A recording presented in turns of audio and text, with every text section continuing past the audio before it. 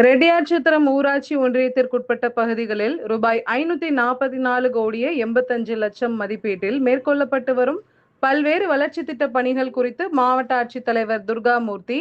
நேரில் பார்வையிட்டு ஆய்வு மேற்கொண்டார்.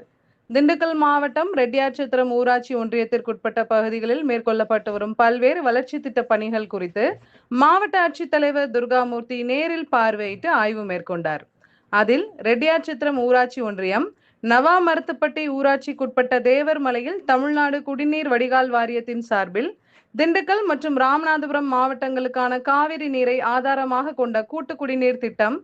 தொகுப்பு 6 கீழ் ரூபாய் 544 கோடியே 9 லட்சம் மதிப்பீட்டில்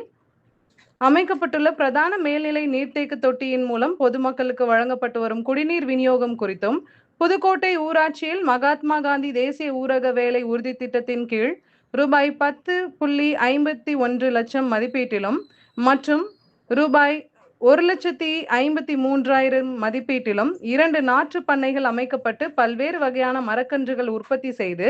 பராமரிக்கும் பணிகள் குறித்தும், நடுப்பட்டி ஊராட்சியில் திடக்கழிவு மேலாண்மை திட்டத்தின் கீழ்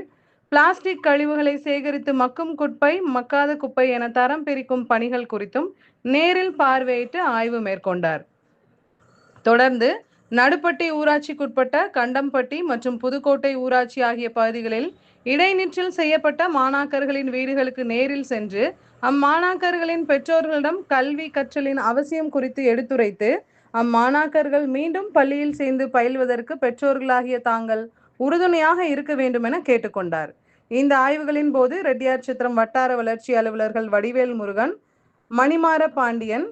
ஊராட்சி பொறியாளர்கள் ராஜேஷ் கண்ணன், மகேந்திரன், தமிழ்நாடு குடிநீர் வடிகால் வாரிய நிர்வாக பொறியாளர் அம்சப்பிரியா உள்ளிட்ட துறை சார்ந்த அலுவலர்கள் பலர் கலந்து கொண்டனர்.